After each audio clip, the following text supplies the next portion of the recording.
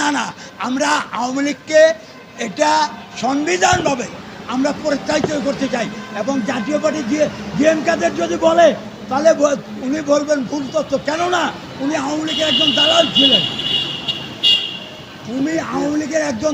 ছিলেন, তো আমরা আপনারা 26 সালের নির্বাচনে কি প্রস্তুতি নেবেন এবং আপনাদের কি হলে ভালো হবে?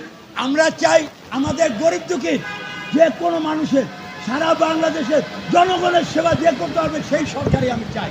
তাই এই জন্য বলতে চাই যেন আমাদের শহীদ রাষ্ট্রপতি জিয়াউর রহমান রাখাল বন্ধু যেরকম আমাদের গরিব দুঃখীকে সুন্দরভাবে পরিচালনা করেছে, তার পরিবার বেগম খালেদা জিয়া যেভাবে আমাদেরকে পরিচালনা করেছে, আমাদেরকে দেশকে স্বাধীন করেছে, চালাইছে, এরকম আমাদের তারেক রহমান ইনশাল্লাহ চালাবে আমাদের গরিব দুঃখীর দিকে।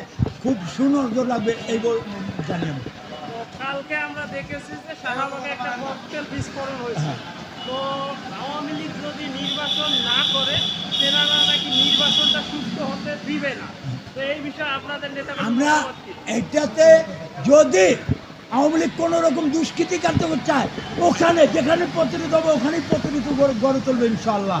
আমাদের এই গরিব দুঃখী পার্টি মানে রিক্সা শ্রমিক দল, জাতীয়তাবাদী রিক্সা ভ্যান অটো চালক দল প্রত্যেকটা জায়গায়, প্রত্যেকটা জেলায়, প্রত্যেকটা ইয়েতে থানাতে, প্রত্যেকটা ওয়ার্ডে এই প্রতিরোধ গড়ে তুলবে ইনশাআল্লাহ। আর আগামীকাল